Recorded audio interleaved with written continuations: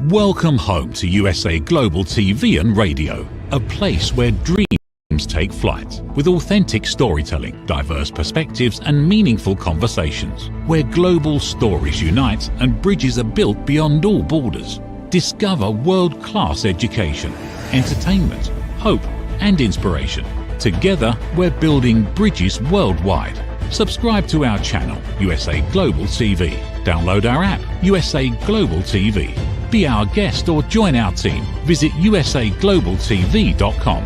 Thanks to our founder and executive producer, Dr. Jacqueline Kerbeck. Music score by Yeffy Tang from Cloud Road Music.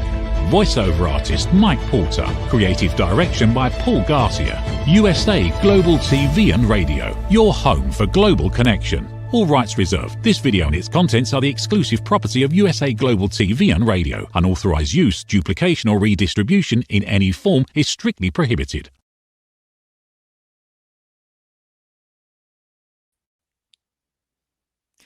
Hello and welcome to USA Global TV and Radio. I'm Tracy Cram Perkins, and our show today is Dementia Home Care. I invite you to subscribe to our YouTube channels, USA Global TV and Radio and Dr. Jacqueline Kerbeck. I am a 4-time dementia caregiving survivor and the author of Dementia Home Care, How to Prepare Before, During, and After, which is now available in an audiobook. And as you see here, I have a website that is full of resources, and I invite you to mine it because there's over 150 resources for caregivers. Also, I would like to thank Dr. Jacqueline Kerbeck for awarding me the Public Service in Broadcasting Award this week. I'm very, very deeply honored, and I want to say thank you very much, Dr. Jacqueline, for that award. Joining me today is guest Dan Goerke, a dementia caregiver, telepathic communicator, and Alzheimer's advocate. He is the author of Unforgettable, Unbelievable, A Journey of Telepathy and Compassion in Alzheimer's Care. Welcome back, Dan. Tracy, great to be here. Congratulations on your award. That's fantastic. And just very glad to be out here again with you and spreading the word about dementia care. Well, we had such a positive response to the last time you were on our show. I am just so excited that you agreed to come back. And for the audience who don't know you, would you please tell us a little bit more about yourself? Absolutely. So I live in a suburb of Atlanta and had met my wife, Denise, in the mid-90s. It was a second marriage for both of us. And early or late 2000s, around 2010, she began showing signs, some strange signs that we just didn't understand, those of us who knew her. And it was memory issues, forgetfulness, things like that. And after about almost a year and a half to 2 years of fumbling around trying to find out what was going on, we almost, I want to say, stumbled on the diagnosis that she had Alzheimer's disease. And at the time of the diagnosis in 2012, she was just 56 years old. And I didn't know someone that young could have the disease. And so it launched me on this essentially a career of being a new career, I should say, of being a caregiver for her. And I dove right in, learned everything I could. Primary sources were the Alzheimer's Association, friends, family that would send me information about how to be a caregiver. And during the course of that caregiving, she was a lively, bright person, always something interesting going on in her life. And so many different things were happening, funny stories, and I would tell people the stories that were going on, and they told me I should write a book. And I'm like, I'm not an author. Well, fast forward, after she passed away in 2021, I had the space mentally, physically, spiritually, emotionally to go ahead and write the book, and thus came up with Unforgettable, Unbelievable. And it's just my new mission in life is to educate caregivers, especially men who aren't used to this role of being a caregiver, and to get the word out there that you got to take care of yourself primarily. So that's kind of the brief story of me over the course of the last maybe 10, 15 years. Well, first of all, I want to thank you for mentioning especially men. Uh, we don't acknowledge men in the caregiving roles. We don't, and men, as you yourself will know, don't necessarily want to break down and say, "Hey, I need help." And the fact that you are willing to cross that line, it's not really a line, but I mean, willing to reach out and say, "Hey, you can do this, and here's how," is wonderful. And so, what sorts of things do you normally tell people when you're first meeting them, and especially men, when they're caregiving and dealing with this and they're breaking down in front of you? Yeah, yeah, it's several things that I mentioned. Number one is education. Wherever you get your source of information is fine.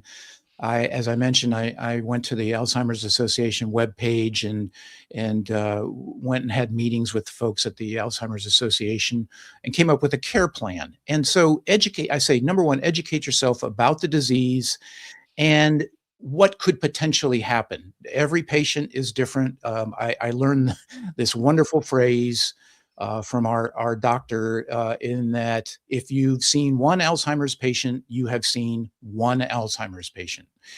Everyone it has a different manifestation of the disease and the symptoms, yet there are similar characteristics. And so learn about those and learn techniques about how to lessen the stress on yourself primarily, but also your loved one.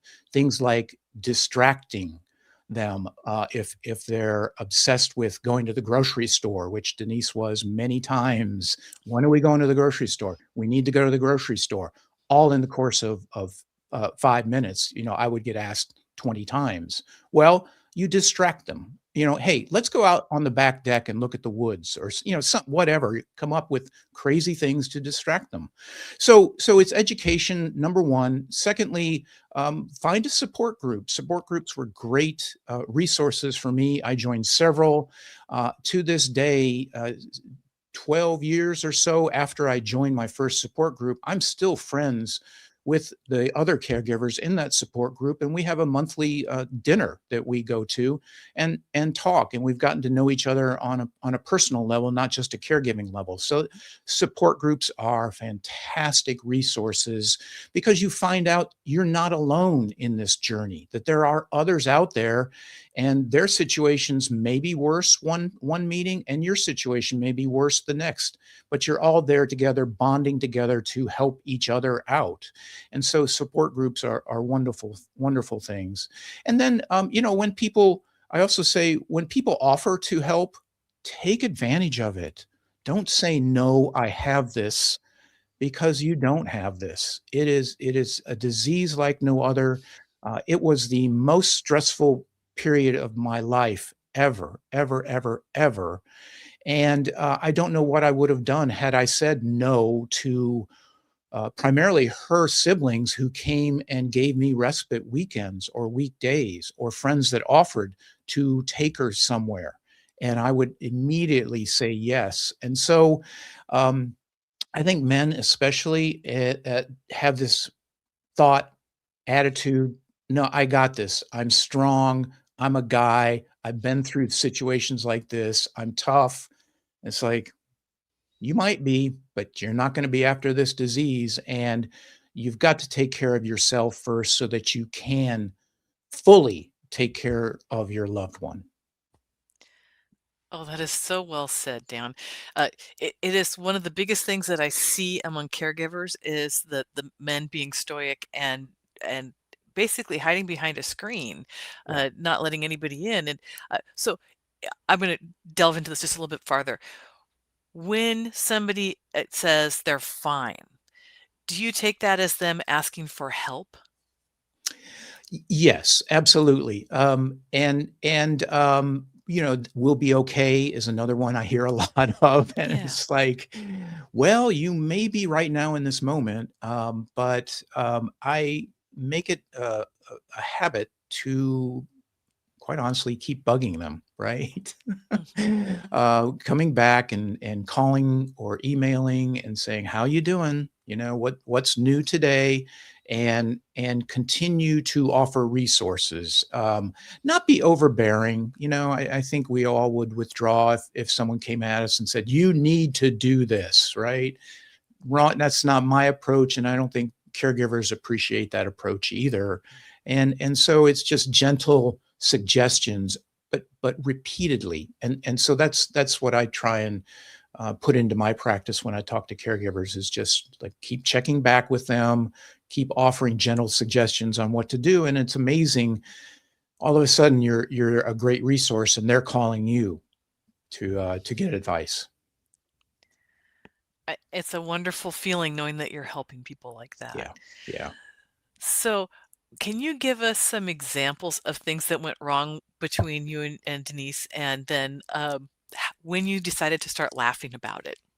Yeah, yeah. It's a couple things. First of all, interesting. I have to say, in all honesty, and in looking back at several points in my caregiving role, and even today, I say with all honesty, I don't think I did anything wrong. You know, and I think caregivers get are too hard on themselves and say, "God, I did that wrong. Why did I do that? I'm so mad at myself." And like, no, just let it go. You're out there doing the best you can. So maybe I could have tweaked a few things, um, but all in all, I got to say I don't feel like I did anything wrong. I was the best caregiver I could be for her. And one of the tools that I used, really we used, Denise and I used, was laughter. When we first met, we pretty much had that bond over laughter. And she would fortunately tolerate my smart aleck sense of humor. And I would wisecrack and answer to her about something. And her response was a lot of times, "Did you say smack me?" And so we had a pretty good sense of humor going on. And I made it a point not to lose that, to continue to use laughter early on. One of the funniest examples I have is she wore reading glasses, right? And so I got to a point where she was losing them constantly. So I would go around and put a cheap pair, in every room, and that helped for a while. And then eventually she was losing them. I was somehow the reading glasses magnet. I found them every single time, except for this one time, could not find them. And I spent 10, 15 minutes looking all over the house. I couldn't find her reading glasses. And I finally said, "Look, Denise, it's about time for lunch.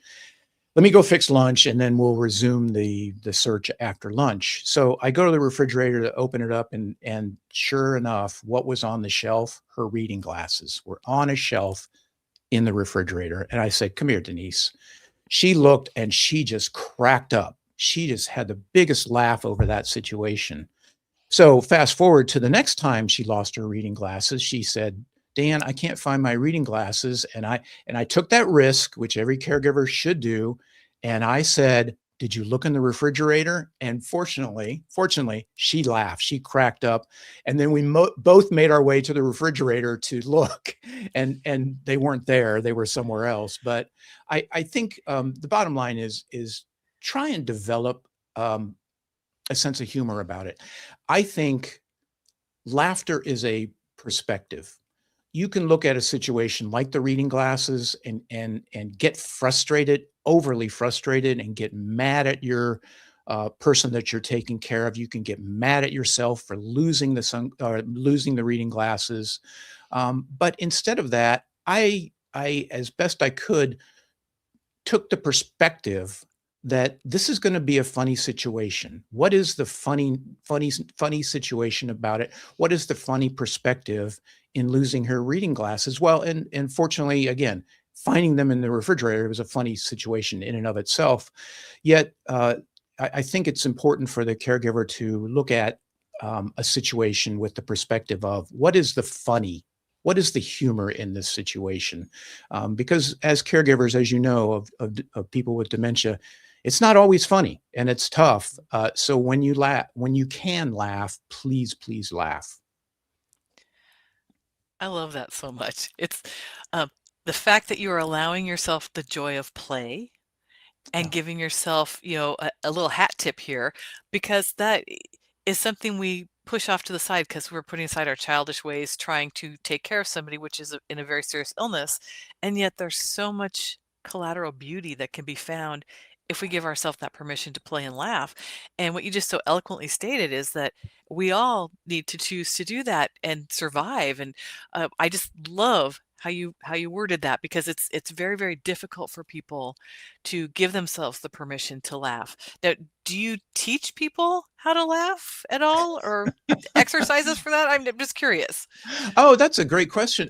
No, I haven't. I haven't thought about that. I talk about it in terms I just mentioned is have that perspective, but that would be interesting to incorporate that into a class. And so you've given me a great idea, Tracy. Thank you.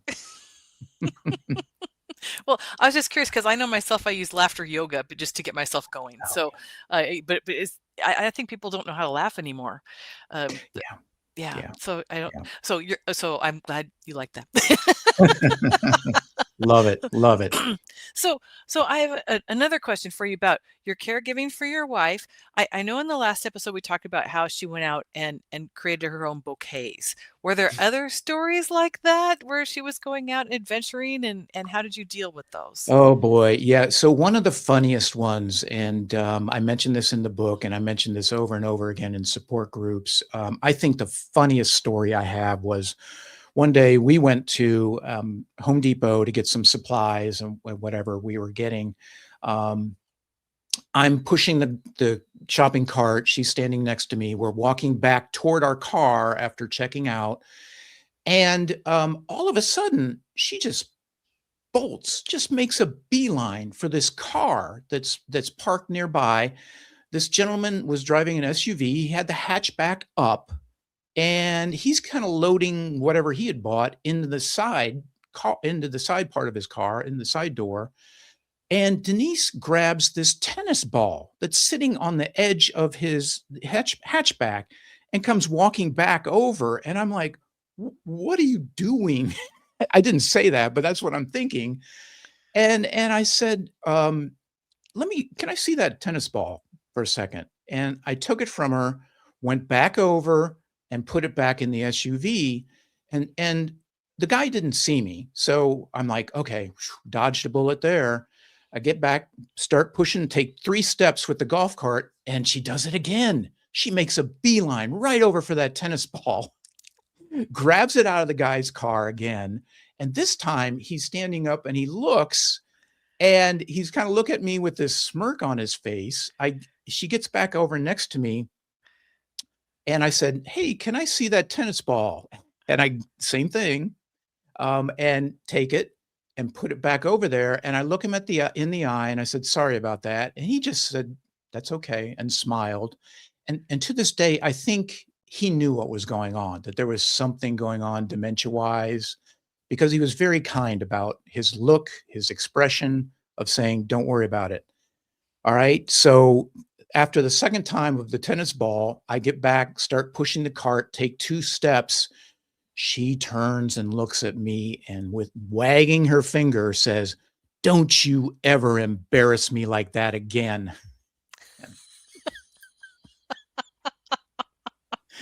I am exactly what you're doing, cracking up inside. I Mhm. don't dare laugh out loud about that statement.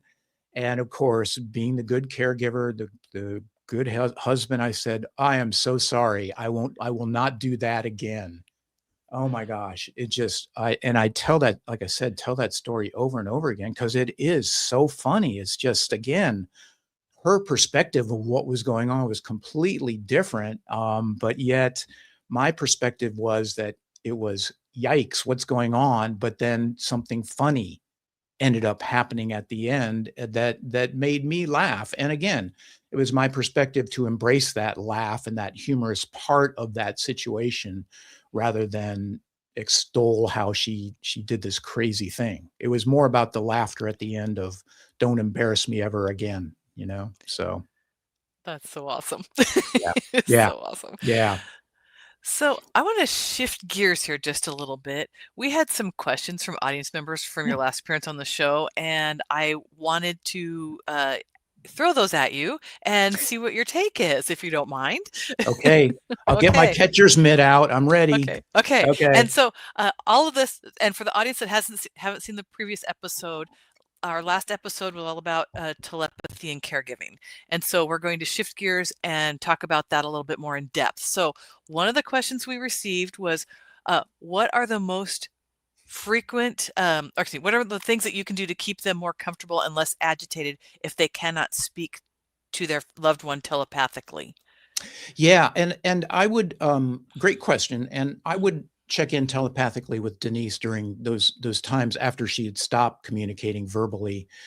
Check in with her higher self and ask her that question specifically: What can I do? What can we do? What can the caregivers do to make you more comfortable? And it's interesting after doing many readings of other people that are caregivers. They want to know that same thing. What can I do? One of the most frequent responses I get back from the person with dementia is really around what I would say generically is comfort. And what brings them comfort most of the time are things like food. Okay, they want a certain type of food, and I get some crazy responses anywhere from certain fruits to things like mashed potatoes. I want mashed potatoes. I'm like, okay. And so I just consider myself the messenger. I'm delivering that message from them about food. Other times, the comfort comes in ways of, as you know, they're bed bound or chair bound. Well, I need more pillows. So figure out how to incorporate more pillows into their situation. Other times, it's visits. They want to see children oftentimes that are not able to visit frequently. And so I'll tell the caregivers, well, you know, that's why we have these phones that have video cameras and you can FaceTime, even though their son is, you know, 1,000 miles away. Get them on FaceTime on a regular basis because mom wants to see them. So that's a frequent request. Another one is music. A lot of times, music is a soothing remedy, a soothing thing that they want to hear during the day. So I encourage them again, find out what era they grew up in. If it was the 40s, 50s, you know, maybe it's Elvis, maybe it's Frank Sinatra, you know, the Beatles, you know, whoever was in that was popular during that time that they were growing up, play that music. And those are kind of the common themes that I hear quite a bit of when I'm communicating telepathically with them. So I'm going to take us back a step because I should have done this first. Can you tell us how you first communicated with Denise so that the audience understands this a little better before I ask my next question? Because Okay, that'll yeah. make more sense. Yeah. Yeah, absolutely, absolutely. So, Denise had started, I was about 3 years after the diagnosis, and she had started getting really quiet, communicating verbally less and less, yet, more situations were coming up, including trying to get her on the toilet would take her upwards of an hour sometimes. Getting her in the car was physically difficult. She just, the disease was preventing her from having a thought and then executing that thought with her body. She just couldn't do that because of the disease. I came home one night after work, uh, got her ready for bed. I was physically, mentally exhausted, tough day at work, and she goes to sleep. I stayed up a little bit longer, had a glass of wine, came back to bed, relaxed a little bit, and was sitting there kind of upright in bed. She was fast asleep. Her physical self was fast asleep. And I remember having the thought in my head. I said, Denise, this would be so much easier if I could talk to you. And it was in my mind's eye, my mind, I heard her voice say, well, then talk to me. And I and I looked down next to me in the bed, and she's fast asleep. It was completely in my head. And I immediately said, okay, the toilet is a challenge. It's taking upwards of an hour. We're both struggling. How do I get you on the toilet easier? And she showed me, again, images of what to do, where to place my hands, told me phrases like push here, push there, do this, say that. And I said, thank you very much, completely believing it was her, or at least her higher self, her intuition, her soul was communicating with me. The next morning, get up, try those methods, and Tracy, it was amazing. What had been taking upwards of an hour, we accomplished in 30 seconds. And she's on the commode, and I'm so elated. And so that began my communication over and over again. How do I do this? What's a better way to do this? What do you need? What do you want? Those kind of things. And oftentimes she would volunteer things like, hey, I haven't seen my daughter in a while. Where is she? Kind of. So that began this unbelievable communication with her. That is so incredible. It's just so incredible. So, leading back to the frequent questions, what are the most common requests you get from people when they are caregiving and they want to help their loved one? I mean, and they're trying, but they don't know how. Yeah, I think mostly, like I said, it's around comfort. You want your loved one to be comfortable, and so the common questions are they in pain? Are they in discomfort? A lot of times, I mostly recently, I've been getting a lot of people that where the loved one has had a seizure, so to speak, or some other ailment that is they can see the grimace on their face. So the question becomes, what can we do to help mom or dad through that situation? Another common request is, I get some questions about timing.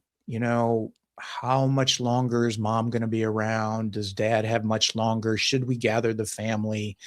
Um, and I understand why you're asking those. I wanted to know from Denise. I rarely got an answer, a clear answer. I tend not to like those questions because time is this concept that we've developed as humans, right? And we've created these things like minutes and hours and days and weeks and months. And so the universe, the higher self, they don't care about that kind of time frame. So I tend to give answers like that. I usually get an answer of some sort, but I have a lot of asterisks and caveats with that answer about timing. And again, I understand why people want to know about timing. So that's a common question. Some other really, it's kind of a lot of people that come to me are the ultimate caregivers. They want to know, how can I make mom more comfortable? Does she like this community, which is usually a memory care community? Does she like this community, or should we move her? So there's questions mostly around the caregiving and the person's general well-being. Those are the typical questions that I get. Well, then that leads me to this next question, because this one connected with me a little bit. The person asked, if I'm not knowingly connecting telepathically, what are some things I can do to either say, feel, or radiate that will make my loved one feel more peaceful? Yeah, yeah, and I got to say too that I think we can all communicate telepathically. Now, it may vary to what level you do that communication. Yet, some of the simplest ways to communicate telepathically is follow your intuition. If you're there with your dad, and you're looking at him and you get this thought in your head. It's like, he looks like he's thirsty. Well, guess what? That's your intuition. That's his intuition, his higher self reaching out to you to say, hey, hey, hey, I'm thirsty. And so much of the telepathy begins with following your intuition. And so that's what I tell people, that you can do some of this too. Just follow that intuition of when you get that thought of they look thirsty, they look uncomfortable. Hey, I had the thought, maybe let's move the bed around to where mom or dad can look out the window and see the birds and the trees and things like that, and give them a more peaceful, serene setting. So follow your intuition when it comes to those caregiving moments, and that is you essentially communicating telepathically with your loved one. I hope that answers your question. The question. Yeah. Yes, it does. So Yeah. then the next question I have for you is going off key now. You just Uh-oh. did a second episode of the telepathy tapes. Can you share a little bit about that with us? Ooh, yes. So, yeah, they reached back out to me and said, we're taping season 2. Would you like to do another episode? And I said, yes, of course. I'd love to. And I said, let me throw this out. What if I did a live reading during the episode? And they love that idea. And again, I was following my intuition. And I looking back, I think that was a message from someone, maybe Denise, maybe, I don't know, somebody, do a live reading. So Kai Dickens, who runs the show, has a friend, Rebecca, whose dad is in a memory care community. And it just so happens his community is here in the metro Atlanta area. And they said, well, let's do a live one. Let's go to the community and do a reading right there live. And I'm like, okay, sure. Why not? I mean, I typically do readings remotely. It doesn't matter where I am and where that person I'm reading is. But yet they wanted to do it live. And I said, okay, sure. Typically what happens during a reading or prior to a reading is that person starts coming through. So Rebecca's dad, Pedro, started coming through to me, and telling me certain things that were important to tell Rebecca, to tell his wife, Maria, about. And so I always write them down. I have all these 3x5 cards that I write messages down on. And what was really cool, though, was when we got to the community and Rebecca brought him out, he had this look of, I know you. He has gone completely silent, but he looked at me and he had this expression that of recognition of me, of who I was. And that didn't really surprise me. During our lunch afterwards, I said to the sound engineer, I said, did you see that? And he goes, yeah, that was amazing. And Rebecca had not seen it because she was behind the wheelchair pushing Pedro out. So we talk about that in the episode. And the other important part of that, though, too, is the fact that Pedro grew up in Cuba, immigrated to Miami, and then subsequently made his way to Atlanta. He does not speak a lick of English. He speaks Spanish. That's his native tongue. And so Kai asked me, Rebecca asked me, said, are you going to be able to understand him? And I understood him because the higher self that I'm communicating with wants to be heard and is able to communicate in a language that I understand. So that's the language I heard. I heard English when Pedro was communicating to me. And that was verified, so to speak, when he had the recognition of me as as Rebecca brought him out. There's another one that I'm going to use as a spoiler. There's a bigger, wow, amazing. But you have to watch the episode coming up here in a couple weeks. Oh, I'm so mean. Oh. I'll be there. I'll be listening. Uh, Uh, well, I can't believe this. We only have 5 minutes left. This goes uh-oh. by too fast. Um, Yeah. so, is there anything that you have thought of that while we were talking that you want to share? Yeah, yeah. So again, my whole mission is around caregivers, making sure, I want them to take care of themselves, find humor, find support groups, find support, take support, say yes when somebody offers you support, and don't be hard on yourself. And then I want to, if I can, leave with this thought. I have a bulletin board here next to me, and yesterday I glanced over, and I rarely glance over at it, and I'm like, what is that? What is this piece of paper sitting up there? And I'm like, it's important for today, for our talk right now. So I want to leave you with this quote by Ralph Waldo Emerson. And it really, it can be interpreted many ways, yet I see it as his way of talking directly to a caregiver. And it's about a caregiver. I offer it as a caregiver being able to forgive themselves about the day and what happened. So he says, finish each day and be done with it. You have done what you could. Some blunders and absurdities have crept in. Forget them as soon as you can. Tomorrow is a new day. You shall begin it serenely and with too high a spirit to be encumbered with your old nonsense. And I thought, gosh, that's so beautiful for caregivers to just forget about. If you've made a mistake or you feel like you've made a mistake during the day, forget about it. Forget about it. No one is there with pen and paper grading you about your performance today as a caregiver. Just forget about that mistake you might have made. Move on. Live in the moment, because the only moment that your loved one with dementia is in is this present moment right now. They are not going to be critical of you and the potential mistake you made yesterday. They forgot about it already. So forgive yourself and move right into this present moment with your loved one, because that's all you have.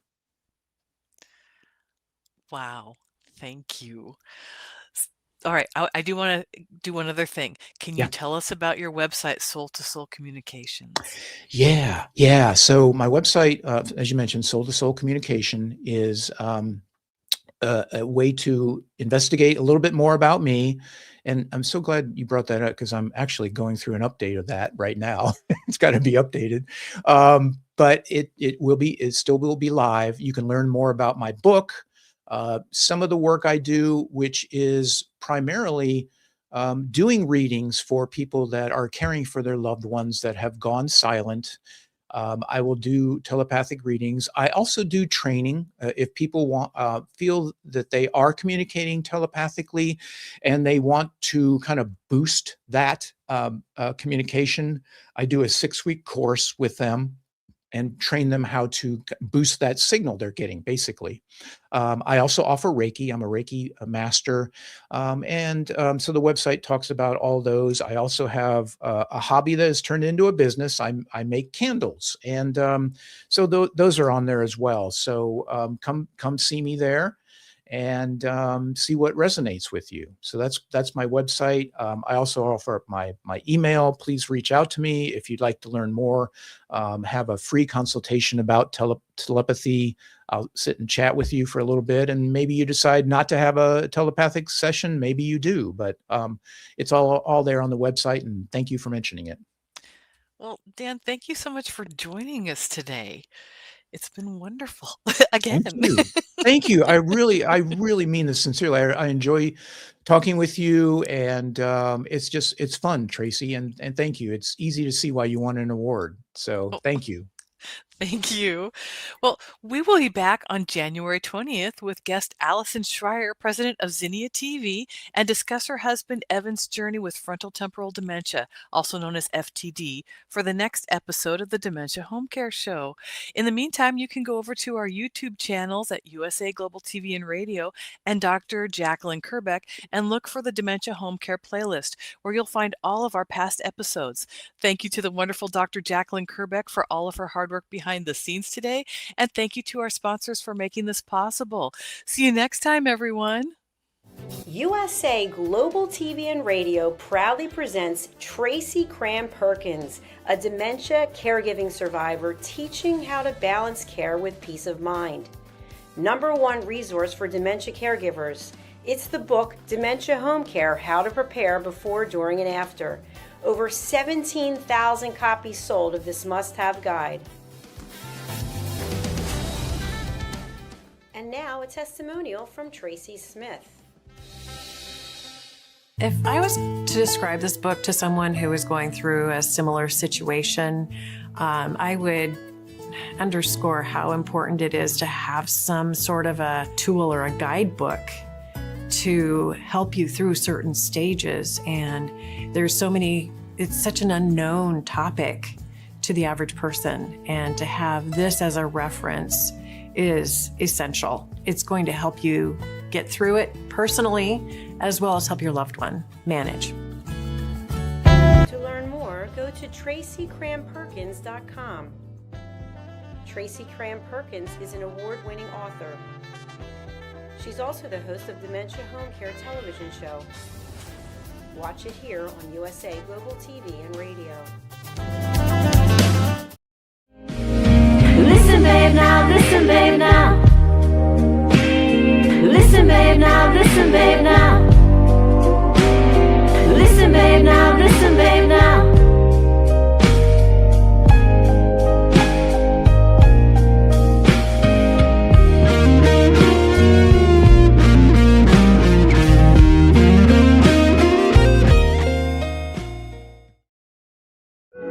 In a noisy world, true connection begins with listening. Elevated listening transforms every conversation in just 5 simple steps. Pause and breathe. Set your intention. Listen with curiosity. Reflect back. Agree on one next step. Join the Listening Mentor on Let's Finally Talk with Dr. Jacqueline Kerbeck, the Listening Mentor, where we help you find inner peace, one conversation at a time. Streaming every day. Let's Finally Talk TV show with Dr. Jacqueline Kerbeck, only here on USA Global TV and Radio. Subscribe to our YouTube channels to watch and engage with all our content. Thank you, viewers and listeners of USA Global TV and Radio, for joining us today. We're honored to have your time and attention as part of our global community. At USA Global TV and Radio, we believe in the power of authentic conversations, meaningful connections, and creating a world of possibilities together. Want to be part of something bigger? Join our team of elevated listeners at usaglobaltv.com, a space where your voice matters and your ability to listen transforms relationships. Stay connected with us across all our platforms for thought-provoking discussions, expert insights, and empowering stories. Subscribe to our channels at youtube.com/c/USA Global TV. Follow us on social media and explore the endless opportunities we're creating for growth, learning, and inspiration. Together, we're not just broadcasting, we're building bridges and changing lives one conversation at a time. For inquiries, contact us at info@usaglobaltv.com. Music by Johnny Dies. Produced by Executive Producer and Director Dr. Jacqueline Kerbeck. Voiceover by Mike Porter. Creative Direction by Paul Garcia. All rights reserved. Copyright 2025. Visit usaglobaltv.com to view our full terms and conditions.